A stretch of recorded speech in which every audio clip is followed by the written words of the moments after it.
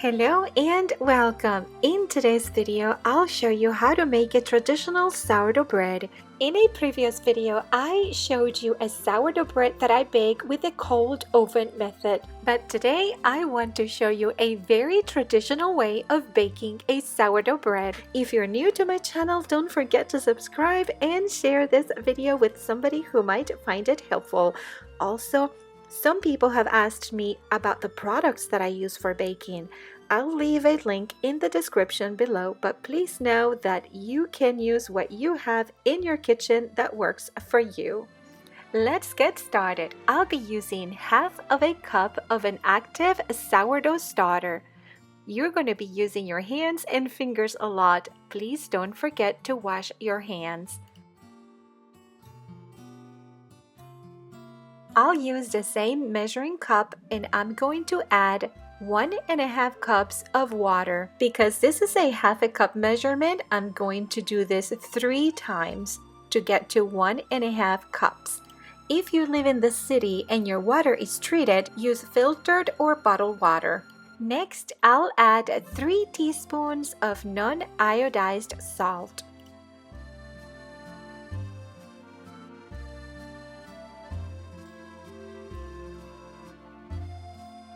Next, I'll add 4 cups of unbleached all-purpose flour.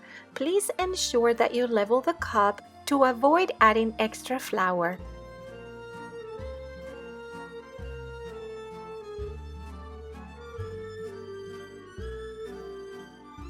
Next, I'll use a spatula to incorporate everything as much as I can before I switch to my hand.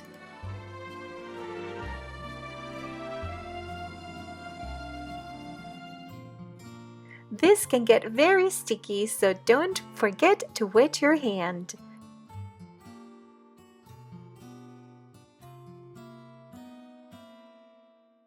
Continue mixing everything with your hand until there is no more flour left in the bowl.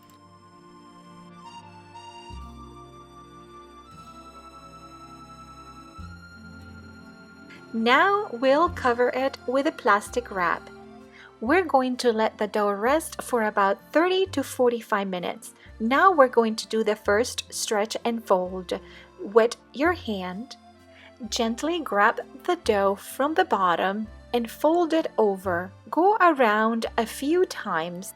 Because the gluten has not fully developed, it's going to be a little bit difficult to fold and you're going to notice that the dough breaks very easily. Cover it again and let it rest for additional 45 minutes.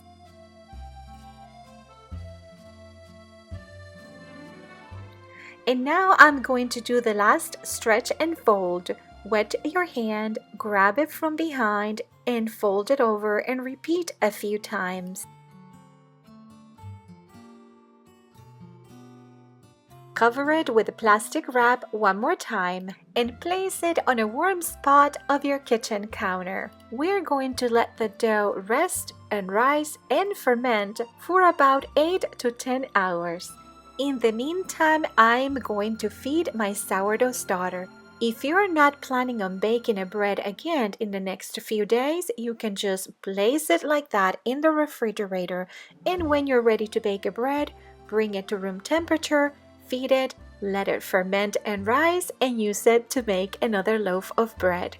I'll be making another loaf of bread soon, so I'm going to feed it. If you don't bake too much bread, just feed your starter with the same amount that you removed when you were baking the bread. For instance, I removed and I used half a cup of starter, therefore I'm going to feed it with half a cup of flour and just a 1/4 cup of water. Sometimes I add a full cup of unbleached all-purpose flour and a half a cup of water. I make a lot of things with my sourdough starter and I don't want to run out of it. Just ensure that you scrape off the sides to avoid mold. And every time you make 3 to 4 loaves of bread, I like to replace the container and wash it really well. I like this jar a lot because it has plenty of room for my starter to grow. I removed the rubber gasket off the lid. That way I can close the lid and still have some oxygen coming through. And I'll leave a link in the description below in case you're interested in a similar jar. But please know that any jar that you have in your kitchen that works for you will be perfectly fine to use. It's been about 10 hours and my sourdough has been fermenting. I'm going to sprinkle some unbleached all-purpose flour on a smooth surface of my countertop. Don't add too much flour, just enough for it not to stick too much.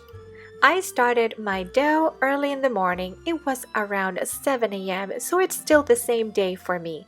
I'm going to give it a little stretch on my countertop and then fold it as if I'm folding clothes. And then tuck it into a ball. Then pull it towards yourself as you tuck it inside. We're doing this to create tension and a smooth surface. I like to flip it to make sure both top and bottom are nice and smooth. The next step is to proof the bread, and I'll be using a proofing basket. You don't need a proofing basket. You can simply use the same bowl where you were fermenting the dough initially and use a sack towel or cheesecloth or simply a kitchen towel.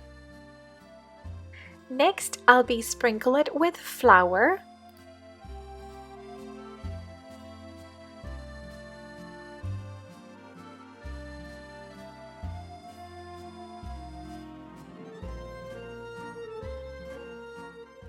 And place the dough in the center. And if you don't have a proofing basket, not a problem.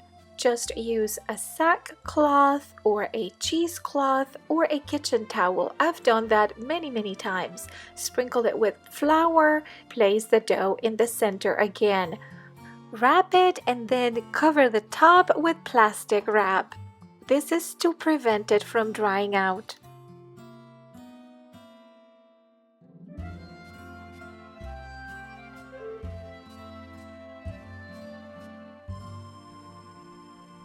Now back to my proofing basket, and I'm going to cover it with some plastic wrap and set it aside on my countertop all night long for at least 8 to 10 more hours.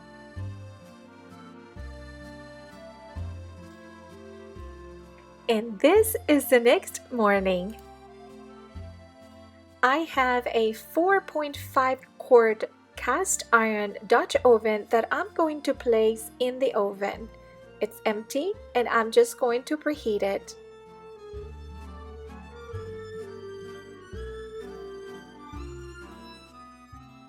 I'm going to preheat my oven to 500 degrees Fahrenheit.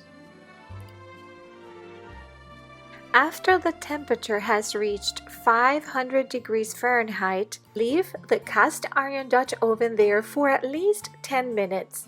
Some people leave it longer, but 10 minutes is enough for me. For the next step, it's very important that you wear mittens. Grab the cast iron Dutch oven, which is extremely hot. Remove the lid carefully with your mittens on. Sprinkle the bottom of the pot with flour.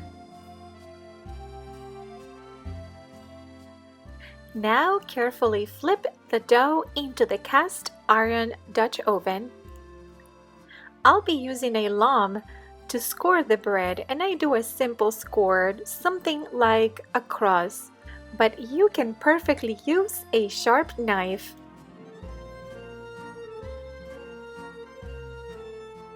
Don't forget to grab your mitten again to cover the Dutch oven with the lid. Place it in the oven, which is at 500 degrees Fahrenheit. Now reduce the temperature to 400 degrees Fahrenheit, and we're going to bake this bread for a total of 45 minutes. 35 minutes of those are going to be covered, and the last 10 minutes, you're going to grab your mitten again and remove the lid, and continue baking for the last 10 minutes.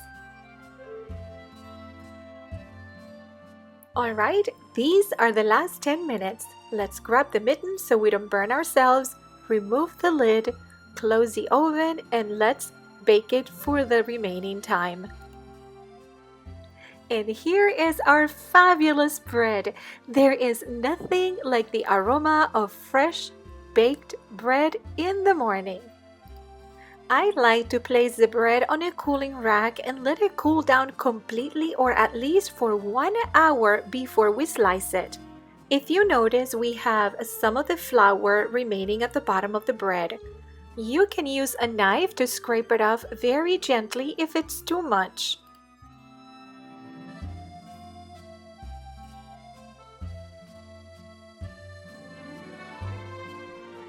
And there you have it. Now let's give it a taste.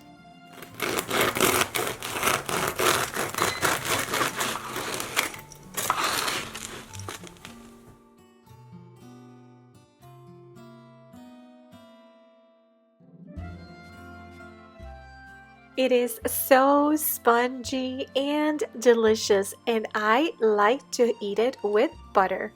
I especially like the end of the bread because it's crunchy and crusty.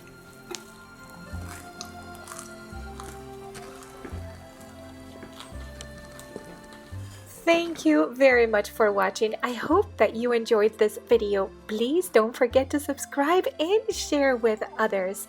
And I'll see you next time. Have a fabulous and very blessed day.